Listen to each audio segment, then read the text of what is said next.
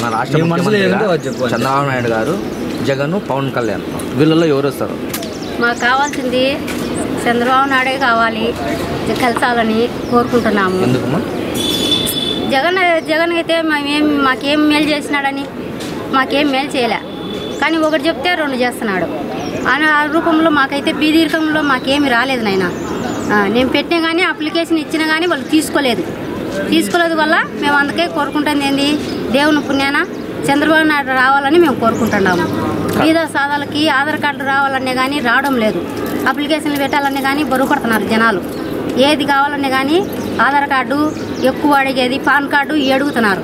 బీద సాదాలు ఏమని చేయించుకుంటారు నాయన చెప్పండి. ఆ రూపంలో మేము అందుకని మాకు కావాల్సింది చంద్రబాబు నాయుడే కావాలని కోరుకుంటున్నాము.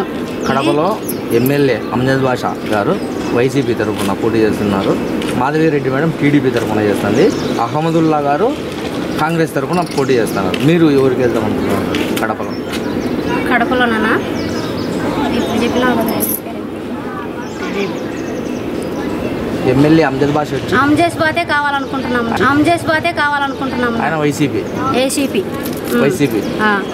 అంటే మాధవిరెడ్డి కావాలనుకుంటున్నాము. చంద్రబాబు నాయుడుకి వెళ్ళి గెలిచాలని కోరుకుంటున్నాం నాయన. జై హింద్ ఇండియా. అది మీరు చెప్పాలి, నాకు తెలియదు. వైఎస్ జగన్మోహన్ రెడ్డి, చంద్రబాబు నాయుడు గారు, పవన్ కళ్యాణ్? ఆయన జగనేనా? ఏదో వచ్చిన మేలు లేకుండా లేదు, నాకేం ఆదరు పింఛన్ లెక్కగా రాలే. ఇప్పుడు తెలుగుదేశం టీడీపీ అంతే. ఏం వేస్తావు నాకు ముసలి లేక పింఛన్ లెక్క రాలే. ఇప్పుడు ఇంకా అన్నీ పెట్టినాయి, అన్నీ చేసినాయి. ఒక సంతకం పెట్టలే, ఒకసారి కూడా రాలేదా? ఒక్కసారిగా రాలే. నేనేం చేయాలి? ఎట్లా బతకాలి? నేను పని చేసుకుని బతకాలి, లేకుండా బతుకున్నారా? ఎవరు నువ్వు అనాథను ఆడుకున్నావు.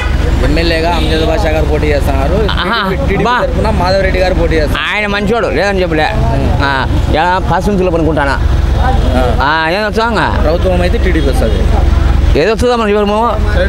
అదే కంప్లైంట్ పెడితే వాడకి వెళ్తున్నాము, ఇది పెడితే మోసం చేస్తున్నాము, నాకు తెలియదు. జగన్మోహన్ రెడ్డి అయితే బాగుంటుందా? చంద్రబాబు నాయుడు గారు అయితే బాగుంటుంది. చంద్రబాబు నాయుడు బాగుంటుంది. దేనికి? ఏదానికైనా, అదే ఏ దానికైనా, ప్రతి దానికి అంటే ఆయన మాకు మేలు. ఏ పరంగా? ఏదైనా దానికి ఏదైనా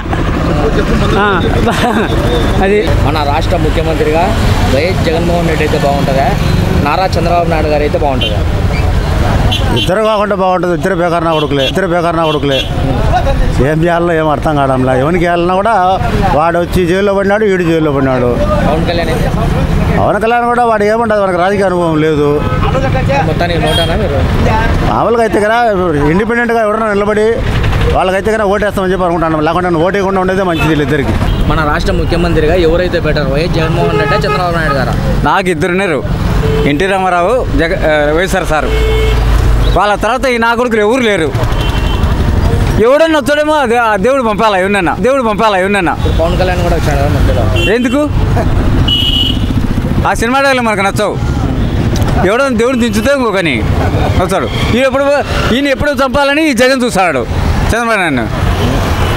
చెప్పండి మీరే, నిజంగా ప్రామిస్గా. ఈ లోకేష్ గారు డమ్మి నా కొడుకు.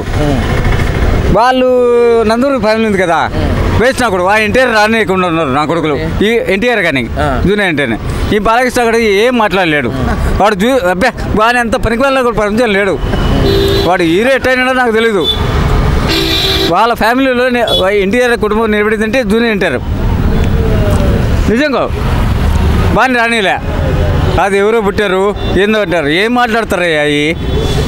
న్యాయంగా మాట్లాడండి మీరు. ఓకే, నన్ను పబ్లిక్గా మాట్లాడించే హక్కు లేదు నాకు. నేను మాట్లాడతాను ఈరోజు. ప్రతి ఒక్కరికి మాట్లాడే అవకాశం ఉంది, కానీ నన్ను మాట్లాడలే. నాకు ఓటు హక్కు ఉంది. నాకు ఓటు హక్కు వచ్చి రాశాడు సార్ వేసాను ఓటు.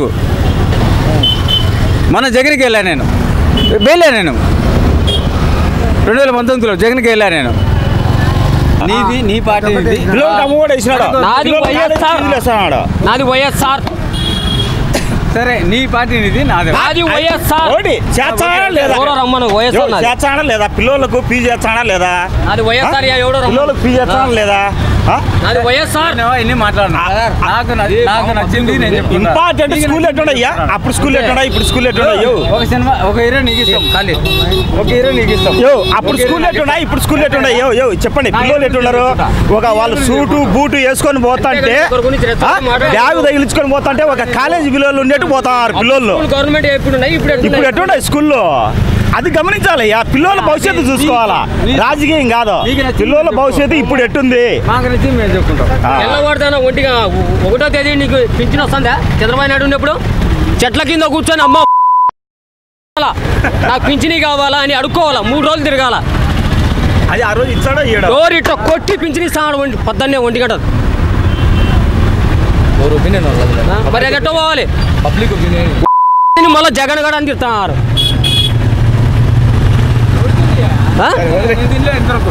నాకేమీలే నేనే నా కొడుకులు తిన్నారు నువ్వు తినకపోకుంటే తినేవాళ్ళు తిన్నారు. ఇద్దరు ఉంటే పాడదు కానీ మందు రేటు ఎవరు పాడలేదు. ఇద్దరు మందు తగ్గించే కానీ అందరూ బాగుంటారు.